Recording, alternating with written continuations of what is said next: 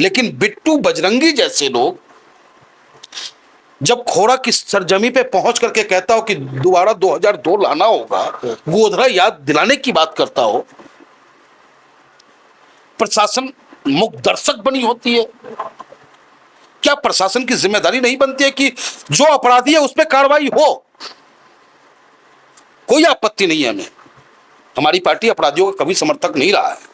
अगर सरकार जनता के पास जाएगी, क्या लेकर के जाएगी, किस उम्मीद में जाएगी 2027 में कि मैंने बहुत सारे रोजगार दिए आपको, महंगाई आपकी खत्म कर दी, पेपर लीक हो रहा था जिसे मैंने रोक दिया, युवाओं के भविष्य को चौपट कर दिया। तो इनके पास एक ही मुद्दा है 80-20, एक ही मुद्दा है। जून और जुलाई में शिमला का एहसास जो कराने की बात करते हैं हमारे मुख्यमंत्री जी, वजह यही है कि आप ध्रुवीकरण, और बंगाल में आपने देखा किस प्रकार से ध्रुवीकरण हुआ, और उसी बंगाल स्टाइल में फिर से उत्तर प्रदेश को हिंदू और मुसलमान में सुलगा करके चुनाव लड़ने की तैयारी है। बाकी कोई इनके पास अपॉर्चुनिटी है जिसकी वजह से ये सत्ता में दोबारा आ जाए। नमस्ते, मैं हूं शुभम और आपने देखना शुरू कर दिया है AI न्यूज़ 1। गाजियाबाद के खोड़ा इलाके में जिस तरीके से सूर्य की हत्या के बाद अभी तक बवाल जो है शांत नहीं हुआ है। कल आप सभी को जानकारी होगी, कल खोड़ा में मदरसों पर सील लगाई गई है। खोड़ा में इस समय पूरा बवाल मचा हुआ है। तमाम राजनीतिक पार्टियां, सत्ताधारी पार्टियां वहां पहुंचकर सूर्य को श्रद्धांजलि अर्पित कर रही है। लेकिन वहां के तमाम लोग सवाल ये उठा रहे हैं कि वोट बैंक की राजनीति क्या इतनी गंदी हो गई है? कोई भी विपक्ष का नेता सूर्य की हत्या पर बोलने को तैयार नहीं है, कोई भी विपक्ष का नेता गलत को गलत कहने को तैयार नहीं है, कोई भी विपक्ष का नेता सही को सही कहने को तैयार नहीं है। वहां के तमाम लोग, जितने भी हिंदू संगठन हैं, उन लोगों में इस बात का गुस्सा है और सोशल मीडिया पर तमाम ऐसी वीडियो सामने आ रही है। इस समय मेरी मौजूदगी गाजियाबाद में, आप सभी को जानकारी होगी, कल सोशल मीडिया पे खबर चली कि असदुद्दीन ओवैसी साहब की पार्टी के तमाम लोग वहां पर सूर्य के परिवार से मिलने जा रहे थे और पुष्पांजलि अर्पित करने जा रहे थे। हालांकि बाद में प्रोग्राम कैंसिल हो गया। हमारे साथ गाजियाबाद के महानगर अध्यक्ष पंडित मनमोहन झा मौजूद हैं, जो AIMIM पार्टी से इनसे बातचीत करते हैं। कल क्या हुआ था, क्यों सूर्य के घर पर नहीं पूछे? पंडित जी, मुझे आप एक बार बताइए, कहाँ असदुद्दीन ओवैसी साहब की पार्टी? तमाम आरोप लगते हैं कि तुष्टिकरण की राजनीति, मुसलमानों को बढ़ावा, 15 मिनट के लिए पुलिस हटा देना। आप पंडित होकर असदुद्दीन ओवैसी साहब की पार्टी में कब जुड़े और कैसे जुड़े? देखिए, पंडित होने से पहले एक हिंदुस्तानी है और ऑल इंडिया मजलिस इत्तेहादुल मुस्लिमीन संवैधानिक मानक पे पूरा है, तभी हमारे चुनाव आयोग ने इसे चुनाव लड़ने की इजाज़त दी। और मेरा जहाँ तक पर्सनल मानना है कि राजनीति करने वालों की कोई जाति नहीं होती है, राजनीति करने वालों की एक ही जाति होती है। सेवक दास के रूप में वो राजनीति करता है और उसका भगवान संविधान है। सब कुछ संविधान को लेके चल करके पूरा किया जा सकता है। तो इसलिए हमने पार्टी को ज्वाइन किया। जाति पार्टी को नहीं मानते हुए हमने देश को माना, देश के संविधान को माना और इस पार्टी को ज्वाइन किया है। लेकिन तमाम लोग, आज जब आपने पार्टी ज्वाइन करी होगी, आपके कुछ समर्थक भी होंगे जो कह रहे हो कि नहीं शर्मा जी किस पार्टी में जा रहे हैं, ब्राह्मण, आप तो ब्राह्मण है, किस पार्टी में जा रहे हैं? तो क्या सिर्फ वैचारिक मतभेद है या लोग असदुद्दीन ओवैसी साहब की पार्टी को सही से जानते नहीं है, उनके विचारों को समझते नहीं है? देखिए, बैरिस्टर साहब के नज़दीक जो भी व्यक्ति चला गया है वो बैरिस्टर साहब का हो गया। आप कभी करीब से जाके देखेंगे दारुसलाम में बहुत लंबी भीड़ लगी होती है। बाकी राम राज्य अगर आपको देखना है तो वहाँ आपको मिलेगा। अगर अगली पंक्ति पे कोई तिलकधारी खड़ा है और पीछे दाढ़ी वाले खड़े हैं, टोपी वाले खड़े हैं, उनकी हिम्मत नहीं कि उस तिलक वाले को साइड कर दे। इसी को तो राम राज्य कहते हैं कि जिसका जो अधिकार है उसे मिलना चाहिए और वहाँ पूरा न्याय होता है। इसी का नतीजा है कि वो बार बार जीतते आ रहे हैं वहाँ से। गाजियाबाद के खोड़ा में जो भी हुआ, ये जो भी अभी तक चल रहा है, उसका आपको दुख है? आपकी पार्टी की तरफ से क्या कोई गाइडलाइन है, कोई विचार आए हैं? बिल्कुल बिल्कुल, सिर्फ मैं ही दुखी नहीं हूँ, हमारे राष्ट्रीय अध्यक्ष बैरिस्टर साहब भी दुखी हैं, प्रदेश अध्यक्ष शौकत साहब भी दुखी हैं। और मैं कोई इतना बड़ा नेता नहीं हूँ कि मैं डायरेक्ट ही मैं वहाँ चला जाता। पार्टी की तरफ से प्रदेश अध्यक्ष जी का निर्देश था कि पंडित जी आपकी टीम जाए और जा करके मृत परिवार से मिले, उनको श्रद्धांजलि अर्पित करें और उनके साथ पार्टी है। और इस सोच के साथ हम अपने साथियों के साथ निकले थे। खोड़ा नगर पालिका में हमारी भी कमेटियां हैं, हमारे भी लोग हैं। और जैसा कि आप कह रहे हैं हमसे कि भाई मुसलमानों की पार्टी, तो अभी ज़्यादातर हमारे साथ मुस्लिम भाई ही जुड़े हुए हैं। तो जो हमारे नगर अध्यक्ष है उनको हमने कहा कि भाई एलिवेटेड रोड पे हूँ मैं, बस आ ही रहा हूँ। उन्होंने कहा कि पंडित जी मत आइए, आप तो आ रहे हैं शांति व्यवस्था के लिए, आप आ रहे हैं कि भाई सांत्वना देंगे, लेकिन यहाँ पे बाहरी लोग आकर के स्थानीय खोरा न हिंदू न मुसलमान आपस में टकराव है, स्थानीय स्तर पे कोई टकराव नहीं है, लेकिन बिट्टू बजरंगी जैसे लोग जब खोरा की सरजमी पे पहुंच करके कहता हो कि दोबारा 2002 लाना होगा, गोधरा याद दिलाने की बात करता हो, प्रशासन मुख दर्शक बनी होती है। क्या प्रशासन की जिम्मेदारी नहीं बनती है कि जो अपराधी है उस पर कार्रवाई हो? कोई आपत्ति नहीं है हमें, हमारी पार्टी अपराधियों का कभी समर्थक नहीं रहा है, लेकिन एक अपराधी की वजह से पूरे खोरा के मुसलमानों को परेशान किया जाए, क्या ये कहां तक ठीक है? और जो बाहरी लोग आ करके मुसलमानों को होटिंग करने का काम कर रहे हैं, अगर वो टोपी पहना हुआ देख ले तो कह दे कि भाई तुझे नमाज नहीं पढ़ने दूंगा, तरह तरह की गालियां जो दिया जा रहा है, इससे भी हम दुखी हैं। और आपके चैनल के माध्यम से अपने प्रदेश के सरकार आदरणीय योगी आदित्यनाथ जी से, डीजीपी महोदय से, अब तो अस्थाई डीजीपी बन गए हमारे, और कमिश्नर महोदय से मेरी डिमांड है कि आप न्याय के तराजू पे सबको बराबर रखें। संविधान कहता है कि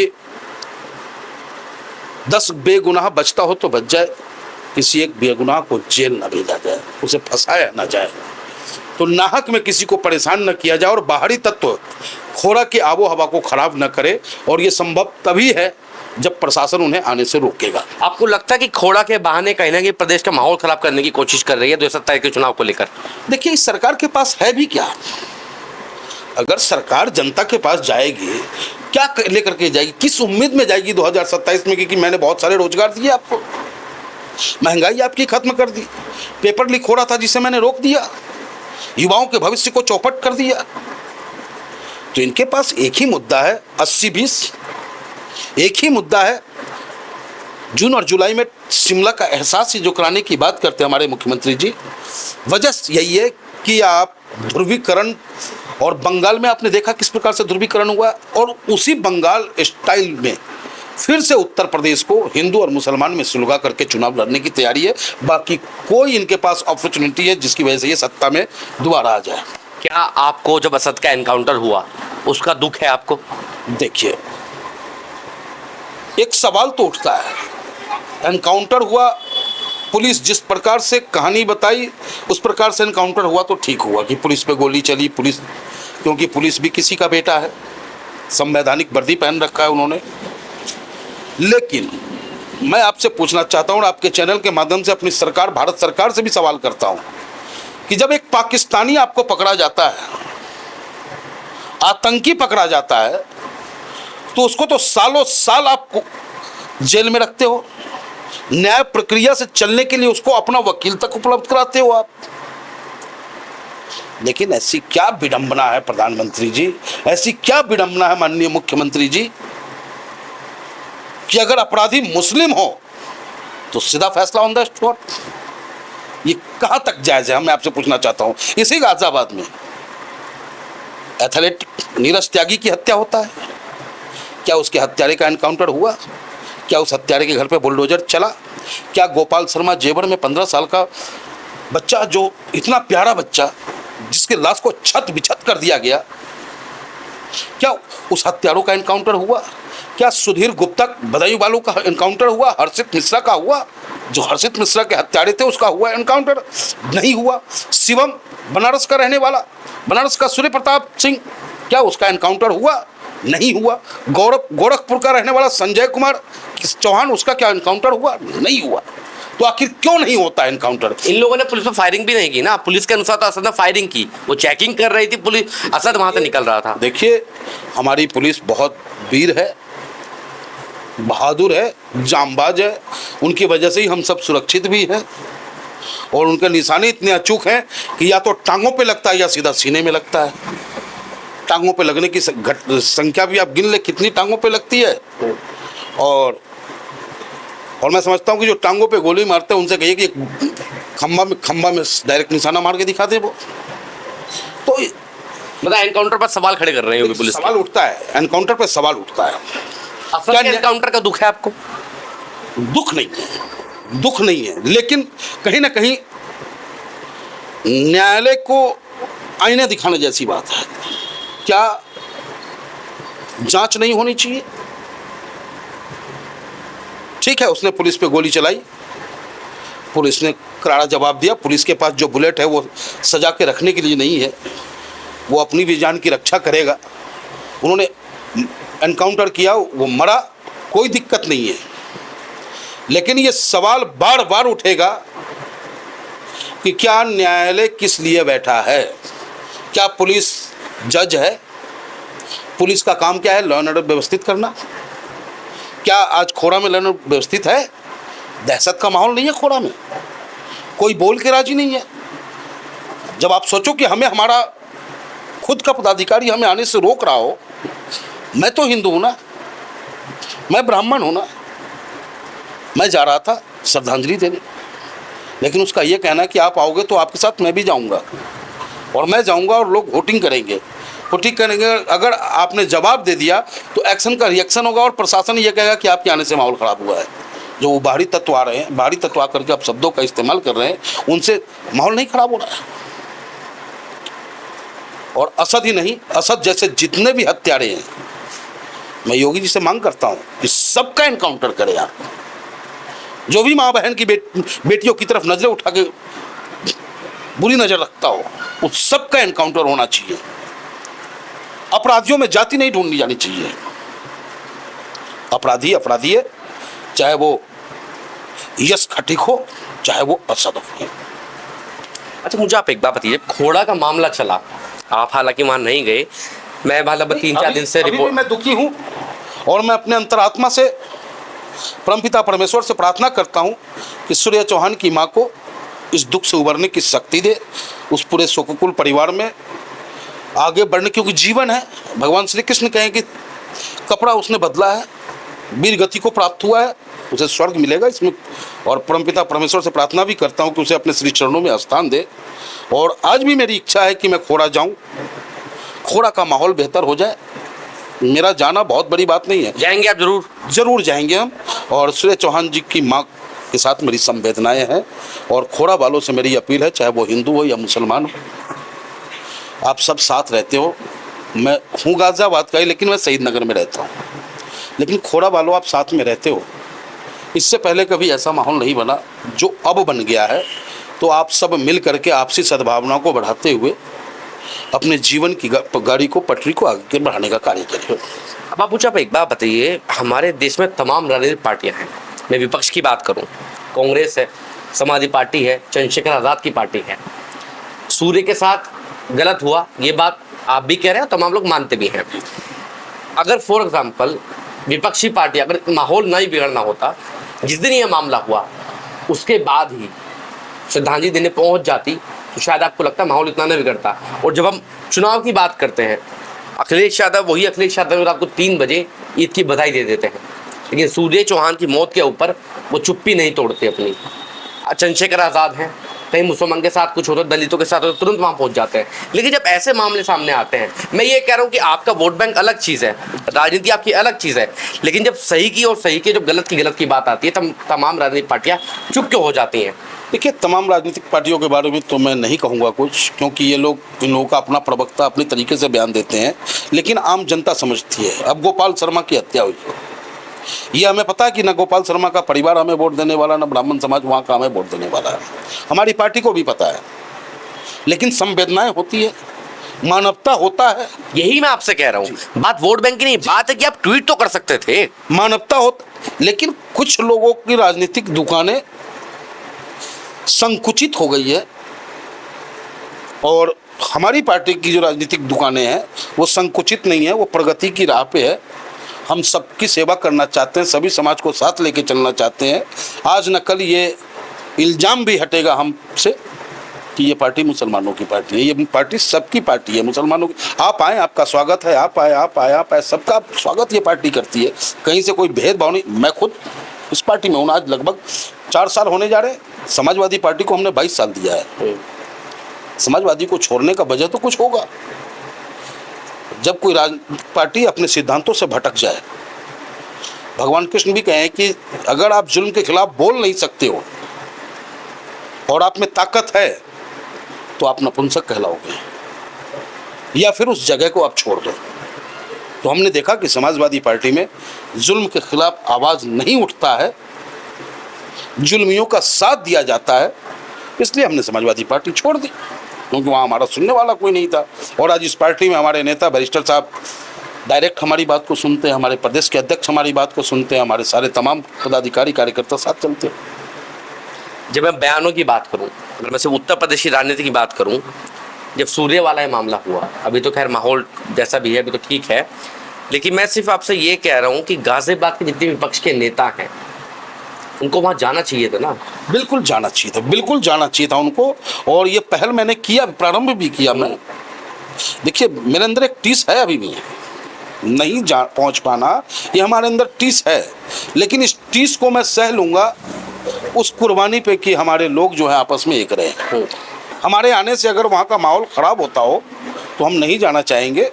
जबकि मैंने पहले भी कहा कि मेरी संवेदना उस परिवार के साथ है, खोड़ा के तमाम लोगों के साथ है, हिंदू हो या मुसलमान हो, उन सब के साथ मेरी संवेदनाएं हैं और मैं चाहूँगा कि वो अच्छे तरीके से रहें, भाईचारगी में रहें।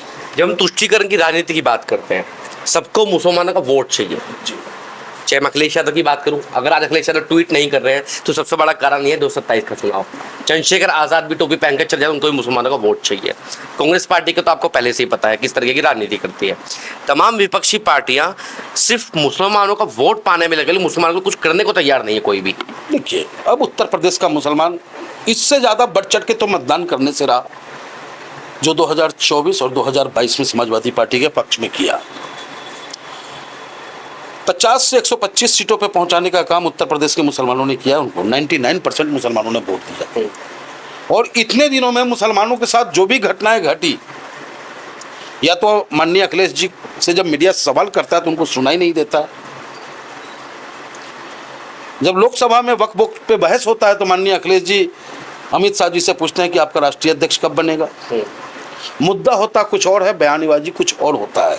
तो उत्तर प्रदेश का मुसलमान समझ चुका है और विश्वास आपको दिलाता हूं कि आने वाला 2027 के चुनाव का इंतजार बेसब्री से उत्तर प्रदेश का मुसलमान कर रहा है कि कब चुनाव होगा और कब मैं अपना नेता चुनूंगा जो हमारे हक और हुकूक की आवाज़ को बुलंद करेगा सदन से लेकर के सड़क तक।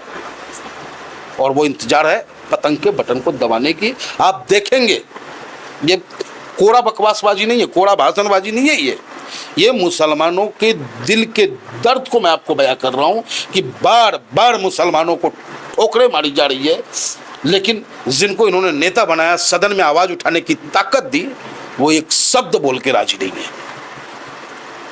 मैं 2022 के विधानसभा चुनाव की बात करूं, आपको जानकारी होगी 2022 में अखिलेश यादव जी के साथ ओवैसी साहब की बात चल रही थी गठबंधन की। जी, हमने लोगों से बात की, तमाम मुस्लिम लोगों से बात की।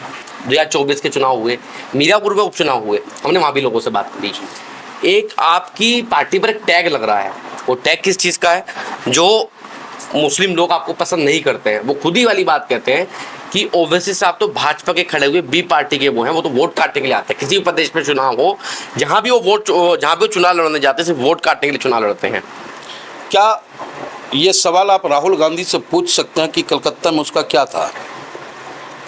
294 सीटों पे लड़ा, कुछ था 0 सन्नाटा था। वहाँ हम 1 दर्जन सीटों पे लड़ते हैं, फिर भी बी टीम हमें। बिहार में डिप्टी सीएम 2% को कह देता है, जैसे इनके बाप के घर का टिकट है कि काटा लो जी, तुम डिप्टी सीएम, तुम आने मंत्री, तुम देखने मंत्री। जनता तय करती है। हमने तो 6 सीट मांगा था, जनता ने 5 सीट दिया भी हमें। इनकी क्या औकात रही? फिर भी बी टीम, राष्ट्रीय पार्टी है, फिर भी ये बी टीम नहीं कहलाएंगे। दिल्ली में 3 सीटों पे हम चुनाव लड़ते हैं, कांग्रेस पूरे 70 सीटों पे लड़ती है। इन्हें 70 सीटों पे लड़के भी उतना वोट नहीं मिला जितना हमें 3 सीटों पे मतदाताओं ने हमें वोट दिया। लेकिन भाजपा अगर सत्ता में आती है तो वो कांग्रेस का देना है, फिर भी वो बी टीम नहीं है। महाराष्ट्र में समाजवादी पार्टी की क्या औकात है, क्या हैसियत है समाजवादी पार्टी की? वही कांग्रेस का नेता कहता कौन है अखिलेश वखलेश, याद होगा आपको। और महाराष्ट्र में जाके वो चुनाव लड़ते हैं, हमारे तेज तर्रार सांसद को हराने का काम करते हैं। जितने वोटों हमारा नेता 2500 वोटों से हारता है और इनके नेता को 5000 वोट मिलता है। फिर भी बी टीम ये नहीं है क्या? बी यानी कि गरीब का जोर हुआ सबका भौजाई। गरीब लहरों पे पहरे बिठाएंगे आप। कमजोर के बेटा को आप ताकतवर नहीं होने देना चाहते हैं। आप नहीं चाहते हैं कि देश के मुसलमान को मुख्य धारा से जोड़ा जाए। आप नहीं चाहते हैं कि मुसलमानों के हाथों में कलम हो। आप नहीं चाहते हैं कि मुसलमान लीडर बन करके अपने हक और हुकूक की आवाज़ को बुलंद करे। क्या ये मुसलमान कोई पाकिस्तान का है, अफगानिस्तान का मुसलमान है? By born, by Indian, by choice Indian है ये। उसके बावजूद इतनी नफरत आपको मुसलमानों से। आज एक मुसलमान अपने नेता बैरिस्टर साहब को कोहिनूर के रूप में देख रहा है। बैरिस्टर साहब को कोहिनूर के रूप में देख रहा है कि अगर ये लीडर बनते हैं, इनको तक आज जुल्म है, उस जुल्म में कमियां आएंगी। और 100% आपके चैनल के माध्यम से मैं अपने हिंदुस्तान के मुसलमानों को आश्वस्त करता हूं और अपने हिंदू भाइयों को भी कि अगर हम सत्ता में आते हैं, ताकत में आते हैं, आपकी सेवा करेंगे। आपके बराबर में जो भाई खड़ा मिलेगा, आपके कपड़े में कलफ लगा होगा तो आपके बराबर वाले भाई के भी कपड़े में कलफ होगा। इस सोच की हम राजनीति कर रहे हैं कि मुसलमान भी चमके, हिंदू भी चमके, सिख भी चमके और हिंदुस्तान चमके। इस सोच के साथ हमारी राजनीति। चंद्रशेखर आजाद भी मुसलमानों का वोट पाने में लगे हुए हैं, सत्ता परिवर्तन की एक यात्रा निकाल रहे हैं। आपको लगता है मुसलमान को पसंद करता है? देखिए, अपनी डफनी अपनी राग, चलना अपना डफली अपना राग। चुनाव का समय है, बजाएंगे। और बड़े नेता हैं, हम उनसे छोटे नेता हैं, हम तो कार्यकर्ता हैं अपनी पार्टी के। लेकिन जनता सब देख रही है कि कौन किसके हक में बात कर रहा है। हमारा नेता आस्तिक है, हमारा नेता आस्तिक है। उस खुदा को मानता है, उस भगवान को मानता है। एक है कोई भगवान जो इस दुनिया, इस कायनात को चलाता है और बनाया है। और हम भी मानते हैं, हम भी आस्तिक हैं। यह हिंदुस्तान आस्तिकों का है, नास्तिकों का नहीं है। चंद्रशेखर आजाद नास्तिक है? मैं कहाँ कह रहा हूँ, उन्होंने तो कहा है कई बार। तो मैं नहीं कह सकता ना। वो नास्तिक होंगे तो जनता जवाब देगी। ये हिंदुस्तान आस्तिकों का है। लेकिन जब वो नास्तिक हैं तो फिर नास्तिक का मतलब होता है जो किसी पे भरोसा नहीं करता, किसी शक्ति को नहीं मानता, किसी पावर को नहीं मानता। तो देखिए, अगर पावर नहीं मानते तो अभी इस्तीफा दे दे वो संसद पद से। क्या बात कर रहे हैं? यानी कि सुविधा अनुसार पावर मानेंगे आप? वो ये वाली बात कहते हैं, मैं नहीं कहता हूँ। वो ये कहते हैं मैं किसी शक्ति को नहीं मानता, मैं किसी पावर को नहीं मानता हूँ। सुविधा अनुसार अगर आप पावर को मानते हैं तो आप लालची हैं। और निस्वार्थ अगर आप किसी को मानते हैं, उस ईश्वर को हमने भी नहीं देखा है। सिर्फ वोट बैंक को खुश करने के लिए चंद्रशेखर आजाद ऐसी बातें करते हैं। मैं उन पे कोई टीका टिप्पणी नहीं करना चाहूँगा। बहुत बड़े नेता है। मैंने क्या कहा? इसमें गठबंधन की बात चल रही है क्या? देखिए, गठबंधन होना चाहिए। हमारी सोच है कि भारतीय जनता पार्टी और फिरका प्रस्त ताकतें उत्तर प्रदेश में दोबारा सरकार ना बनाए। इसको लेकर के अगर हमें सपा से भी गठबंधन करना पड़ा तो हम तैयार हैं। अब बताएं, हम कितनी बड़ी कुर्बानी देने को तैयार हैं। हम नहीं चाहते कि हमारे प्रदेश में फिर बाबा का बुलडोजर गरजे। और वाकई अगर उत्तर प्रदेश के विपक्ष के तमाम नेता चाहते हैं कि उत्तर प्रदेश में बाबा के बुलडोजर पर ब्रेक लगाया जाए, तो उन्हें ऑल इंडिया मजलिस इत्तेहाद मुस्लिमीन को साथ लेकर चलना होगा। अन्यथा ये उत्तर प्रदेश के कमज़ोर, गरीब, दलित, अल्पसंख्यक मुसलमानों के साथ जुल्म करते आए हैं, उनके वोटों को लूटते आए हैं। उन पर जुल्म होता है तो ये बंद कमरे में हंसते आए और हंसते रहेंगे। तो ये थे हमारे साथ मनमोहन झा, जिन्होंने तमाम बातें रखी है। उन्होंने कहा है कि सूर्य के घर पे जाया जरूर जाएगा। हो सकता है थोड़ा लेट हो जाए, लेकिन सूर्य की जो संवेदना है उनकी माता जी के साथ उनकी जरूर है। सूर्य के घर पे जाएंगे जरूर ये।